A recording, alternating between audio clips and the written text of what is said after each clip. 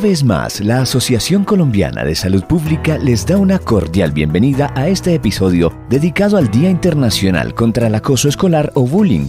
En esta región de América Latina y el Caribe, según la UNICEF, el acoso escolar impide a niños, niñas y adolescentes que sufren estos maltratos ejercer sus derechos fundamentales y gozar de experiencias enriquecedoras de educación, interacción social, desarrollo, participación y libre expresión de la personalidad. En tiempos de pandemia, donde la mayoría de los estudiantes han tenido que recibir sus clases desde casa, el acoso escolar no ha desaparecido, solamente ha cambiado su forma y es por ello que todos estamos llamados a abordar esta compleja situación en su justa dimensión, sin minimizarla, sin ignorarla, informándonos en fuentes confiables que nos orienten para saber cómo actuar. Apóyanos difundiendo este material en tu comunidad, en tus grupos o en tu institución y déjanos tus comentarios. Para nuestro podcast dedicado al Día Internacional contra el Acoso Escolar o Bullying, que se conmemora el 2 de mayo de cada año, tenemos 3 invitados muy especiales, miembros de nuestra Asociación Colombiana de Salud Pública. Ellos cordialmente han aceptado esta invitación para compartir con nosotros sus saberes, sus experiencias y sus recomendaciones. ¡Comencemos! En primer lugar nos acompaña María Fernanda Rebellón Aldana, fisioterapeuta, especialista en salud pública y magíster en educación, gerente de Escuela Vital, con amplia experiencia en atención primaria en salud desde el neurodesarrollo, la inclusión, la discapacidad y la rehabilitación, en proyectos especiales con primera infancia, niñez y adolescencia, miembro del grupo de reflexión curricular de la Asociación Colombiana de Salud Pública. Querida María Fernanda, iniciemos por darle a nuestra audiencia un recuento de por qué se conmemora el Día Internacional del Acoso Escolar o Bullying. ¿Qué es el acoso escolar y qué tipo de bullying se conocen? El 2 de mayo se conmemora el Día Mundial contra el Acoso Escolar o también llamado bullying y hace referencia porque en el año 2012 la ONG Bullying Sin Fronteras con su fundador y directivo Javier Miglino hizo a la UNESCO la propuesta y la UNESCO un año después lo proclama, además quedando como una de las 24 efemérides mundiales de conmemoración en el planeta. Y esto nace debido a la manera dramática y drástica en que estaba aumentando esta tipificación, este tipo de violencia específica que ya vamos a describir qué es. Pero en este momento lo que se buscaba era poder visibilizar e identificar a ese enemigo del acoso y poder empezar a derrotarla, ¿no? Dice Javier Miglino que 3 venenos que nutren al acoso son la soledad, la tristeza y el miedo. Entonces ya ahí se empieza a tener un manejo diferente y hay una cosa que me gusta resaltar mucho y es cómo se le da un color oficial, ¿no? A ese día mundial y es el color naranja, atendiendo a que el naranja se relaciona con todo lo escolar, ¿no? Las aulas, los útiles, pero que lo que más resaltamos en este momento es poder hablar de la felicidad. Entonces es una cosa bien impactante e importante para comprenderla. Cuando a mí me preguntan qué es el acoso escolar y el bullying, yo me tengo que remitir a varios autores, pero pues inicio primero con la UNESCO, porque la UNESCO nos habla de la violencia escolar y una de esas violencias es el acoso. Entonces se habla como una violación, ¿cierto?, a los derechos de la niñez y de la adolescencia frente a la educación, a la salud y al bienestar, o sea, se ve de una forma integrada. Y hablan también de que realmente ningún país podría hablar de una educación de calidad y hablar de una educación inclusiva y equitativa si claramente los educandos se ven confrontados a la violencia. Es interesante comprender que este bullying es un fenómeno sociocultural, ¿no? Amplio, que claramente se hace dentro de las instituciones educativas, en donde estén las instituciones educativas, a través de una pantalla, a través de situaciones físicas, en donde estén contempladas las instituciones educativas y que claramente también influyen en todos los procesos de enseñanza y aprendizaje de las personas. Pero para poder definirlo, yo quiero anotar 3 características que definen el bullying y el acoso como sinónimos claramente. Y lo primero es que son acciones negativas que son repetitivas por un periodo de tiempo. Lo segundo es que tienen intención de daño, ¿sí? Ese propósito de humillar, de someter. Y lo tercero es que a quien se victimiza está en una posición indefensa, de desamparo, ¿no? No tiene cómo defenderse. Entonces, los protagonistas, que son tres, las víctimas, los agresores y los testigos y los espectadores, hacen estas acciones de manera permanente. Hay una importante clasificación de este fenómeno, y es que las agresiones pueden ser como de tres tipos: tipo físico, tipo verbal o de aislamiento social. Entonces uno podría decir que todo lo que tiene que ver con las agresiones físicas, como pegar, como empujar, como amenazar, como intimidar, está relacionado también con lo verbal. Y esas agresiones que tienen que ver con lo social son muy relacionadas con la exclusión social. Entonces es impedir la participación de esas víctimas, es ignorarla, o por alguna característica específica de creencias, de formas, de aspecto, hacer este tipo de acciones. Para continuar con este interesante tema, nos acompaña William Villamil Villar, médico, psiquiatra, candidato a doctor en Neurociencia y Biología del Comportamiento, profesor de la Facultad de Medicina de la Universidad Nacional, miembro del Grupo de Salud Mental de la Asociación Colombiana de Salud Pública. Apreciado William, ¿cómo identificar y tratar un caso de bullying o acoso escolar? Cuando intentamos reconocer y tratar los casos de bullying o de matoneo, lo primero pues es estar atentos a la existencia de este fenómeno, especialmente en los entornos infantiles o de la adolescencia, dado que en múltiples dinámicas sociales, pero en particular en los entornos escolares, es posible que observemos cada vez más niños que hacen bullying y que son víctimas de este matoneo. La estratificación o segregación, algunas veces motivados por los padres, por los cuidadores o por los educadores, constituye un riesgo para ese bullying o matoneo. Un aspecto clave para el manejo, para identificar y manejar estos casos, es tener en cuenta las etapas del ciclo vital del niño, niña o adolescente, que puede ser afectado por diferentes causas en aquellos entornos. Igualmente es necesario conocer cuáles son los factores de riesgo de acuerdo con el ciclo vital y los factores protectores según la edad, y teniendo en cuenta los escenarios de socialización del niño, particularmente en los niños mayores, pues el entorno escolar.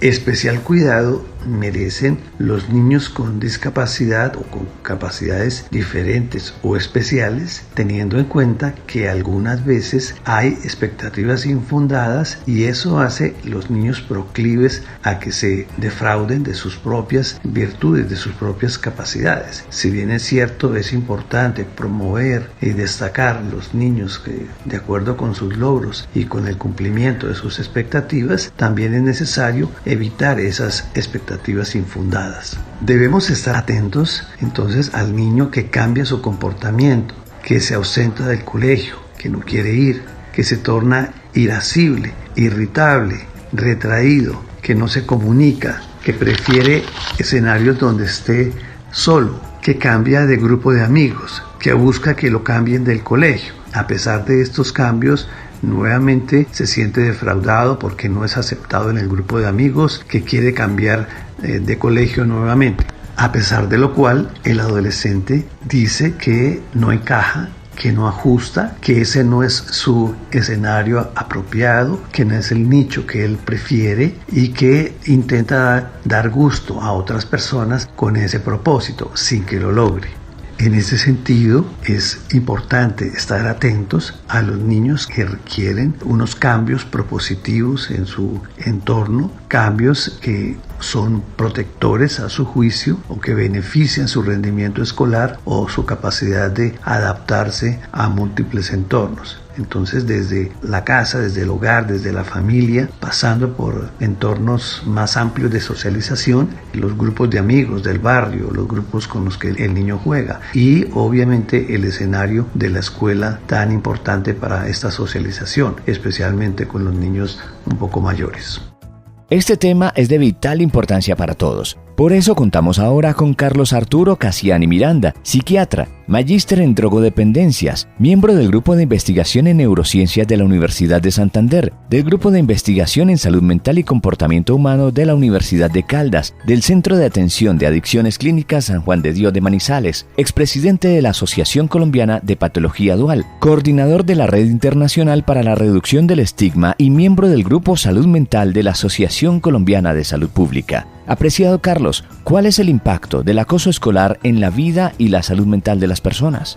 El acoso escolar ha sido clasificado por la Organización Mundial de la Salud como un importante problema de salud pública y se ha visto que incrementa el riesgo de sufrir problemas de salud, problemas sociales y educativos en la infancia y en la adolescencia, aún en la edad adulta. Las consecuencias del acoso escolar son diversas y están determinadas por la frecuencia del acoso, la gravedad y el tipo de acoso, el papel de participante, si es víctima, si es acosador o es acosador víctima, y en el momento en que se observan las consecuencias, es decir, durante la infancia, la adolescencia o la edad adulta. Las consecuencias pueden agruparse en tres grandes categorías que quiero señalarles: consecuencias educativas durante la infancia y adolescencia, consecuencias durante la salud durante la infancia y la adolescencia y las consecuencias durante la edad adulta. Las consecuencias educativas durante la infancia y la adolescencia, según revisiones sistemáticas y estudios longitudinales, han sido sentirse como un extraño o que se le deja de lado en la escuela, sentirse ansioso ante un examen aunque estén bien preparados, faltar a la escuela al menos 3 a 4 días en las 2 semanas anteriores y esperar terminar la educación a nivel secundario y no seguir estudiando más. Todas estas consecuencias son encontradas en las víctimas. Ahora, cuando miramos las consecuencias durante la infancia y la adolescencia, hay resultados en salud física, en salud mental y problemas sociales. En la salud física hay una serie de síntomas psicosomáticos no especificados, sensación de cansancio, falta de apetito, dolor abdominal, dificultades para dormir, dolor de cabeza y dolor de espalda y mareo que se ven principalmente en las víctimas. Cuando miramos los resultados en la salud mental, se ha visto que la sensación de soledad, los trastornos de pánico, los síntomas depresivos y de ansiedad se ven principalmente en víctimas y en acosadores víctimas o bully víctimas, como se llaman. Los síntomas psicóticos, la baja autoestima y las autolesiones se ven principalmente en víctimas de bullying o acoso escolar. El tabaquismo, la ideación suicida se ven en todos los grupos, sean víctimas, en acosadores y en acosadores víctimas. El abuso de sustancias ilícitas se ve sobre todo en las víctimas y la hiperactividad en los acosadores víctimas. Ya el abuso de alcohol como tal se ve sobre todo en víctimas y en acosadores. Y en estas consecuencias sociosanitarias vemos que existe una mala adaptación social y aislamiento en acosadores víctimas. Existe una mala adaptación escolar y problemas externalizantes como problemas de conducta en acosadores sobre todo.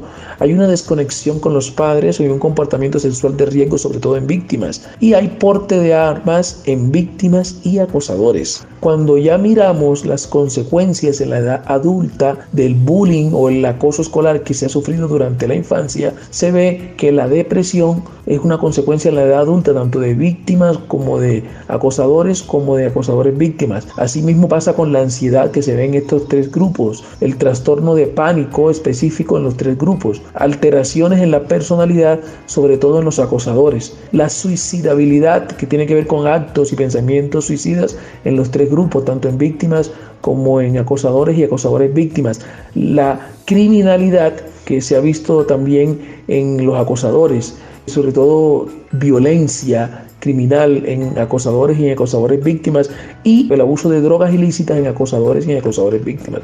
Todo esto indica que se necesitan estrategias de prevención para mejorar esta situación de bullying, como promover la importancia del soporte parental, educación en los profesionales de la salud, de desarrollar una amplia gama de intervenciones a toda la sociedad, hacer investigación en este área para reconocer cuáles son los problemas más asociados y poder hacer intervenciones informadas.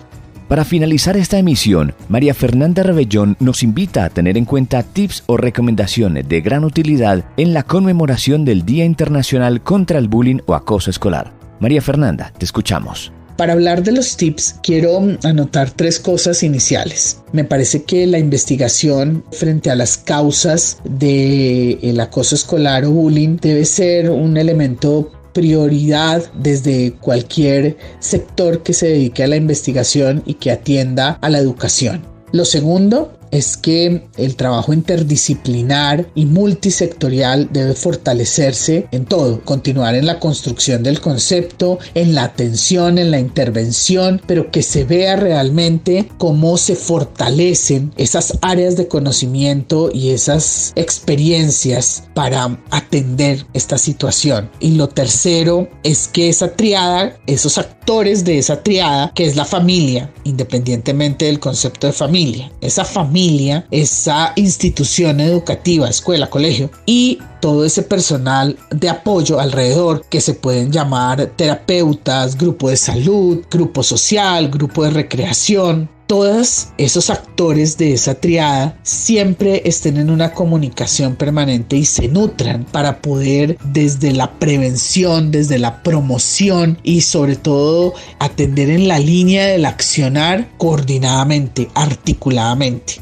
Entonces, ya atendiendo a esos 3 puntos, puedo hablar de tips, y es que es fundamental que aprendamos a gestionar las emociones. Gestionar las emociones desde su reconocimiento, validación, gestión y accionar. Saber qué es la tristeza, qué es la alegría, qué es la ira, qué es el enfado, qué es el asco, pero también qué son esas emociones sociales que construimos y que podemos atender. Lo segundo, como adultos, ¿no? Como personas responsables de esa primera infancia, de esa niñez y de esa adolescencia. El segundo tip es que en las instituciones educativas, no sé desde qué espacio se quiera abordar, pero se hable un poco claro y formativamente qué es ser un modelo, ¿no? Qué es ser un ejemplo para esas poblaciones. Porque muchas veces lo decimos todo el tiempo, pero los padres, las madres y las cuidadoras no saben qué es eso que se está imitando, ese modelaje que es. El tercero es poder comprender que la frustración y la competencia son parte de la vida y que aquí la especificidad y la generalidad son igual de importantes. Y el cuarto es trabajar desde la solidaridad, pero desde la solidaridad entendida también como que somos seres inherentemente sociales, que necesitamos de las personas y que las personas nos necesitan, y que las relaciones se manejan y nos permiten estar, sobrevivir, crecer, desarrollarnos, madurar y percibir el mundo. Mil gracias. Si se entera de que su hijo o su hija está sufriendo de bullying en la escuela, la UNICEF recomienda escuchar, solo escuchar, sin apuros y sin sacar conclusiones o emitir juicios. Agradecerle al niño y reconocerle que es correcto y valiente al contarle su experiencia. Evite culpar al niño o a la niña por soportar esa situación. Si esto ocurre, lo desalentará para que no vuelva a contar lo que está pasando. Demuestre siempre empatía y responda a los sentimientos, sin importar lo difícil que sea, incluso si el niño o niña cuenta detalles que suenen aterradores. Esta experiencia suele ser muy dura. Trate también de recopilar tanta información como sea posible sobre todas las partes involucradas en el problema. Asegúrese de preguntar y de escuchar con atención. Pues bien, amables oyentes, llegamos así al final de este podcast y esperamos que les sea de gran utilidad en contra del acoso escolar. Les invitamos a escuchar cada semana un nuevo episodio con temas de interés para la salud pública de los colombianos. La Asociación Colombiana de Salud Pública agradece la participación de nuestros invitados especiales y agradece también a quienes hacen posible este podcast. Dirección: Dione Alexandra Cruz Arenas. Coordinación General: Sandra Consuelo Penagos González. Producción sonora y presentación: Jimmy Yesid Sandoval. Producción visual: Salomé Sandoval Penagos. Investigación: Grupo Vida Saludable de la Asociación Colombiana de Salud Pública.